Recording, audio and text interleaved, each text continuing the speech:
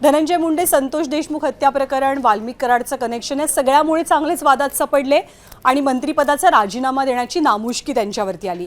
जवळपास वर्षभर धनंजय मुंडे हे मंत्रिपदापासून लांब आहेत, सरकारपासून दूर आहे। परंतु आता जेव्हा कोकाटे संकटात आले, त्यांच्या मंत्रिपदावरती टांगती तलवार आहे, तेव्हा धनंजय मुंडेंचं कमबॅक होईल अशी चर्चा रंगू लागली।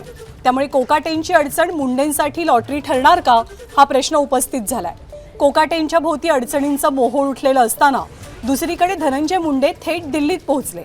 तिथे त्यांनी भेट कोणाची घेतली तर अमित शहांची घेतली। मात्र परळीतल्या तीर्थस्थळासंदर्भात ही भेट घेतल्याचं मुंडेंनी सांगितलं। त्याचवेळी मुंडेंनी आपल्याला काही कळवलं नाही की ते दिल्लीत येतात, कुणाला भेटतायत, कुणाशी चर्चा करतायत, अशी आश्चर्यकारक प्रतिक्रिया राष्ट्रवादीचे प्रदेशाध्यक्ष सुनील तटकरेंकडून मिळाली। त्यामुळे सगळेच एकंदरीत सावध भूमिकेत दिसतात। मात्र या सगळ्या सावध प्रतिक्रियांच्या मागे नेमक्या कोणत्या वेगवान हालचाली सुरू आहेत याचं उत्तर कदाचित काही दिवसात स्पष्ट होऊ शकेल।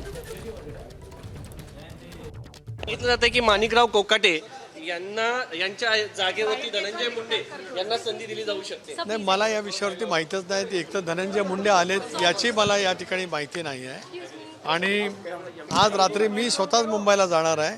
त्याच्यामुळे उद्या सकाळी त्या संदर्भातला काय चर्चा असतील ते त्या ठिकाणी होतील।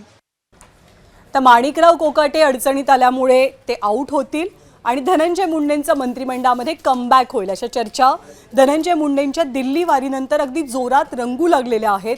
पण बजरंग सोनावणे जे बीडचे शरद पवारांच्या पक्षाचे राष्ट्रवादीचे खासदार आहेत, त्यांनी मात्र धनंजय मुंडेंवर तुफान टीका केली आहे।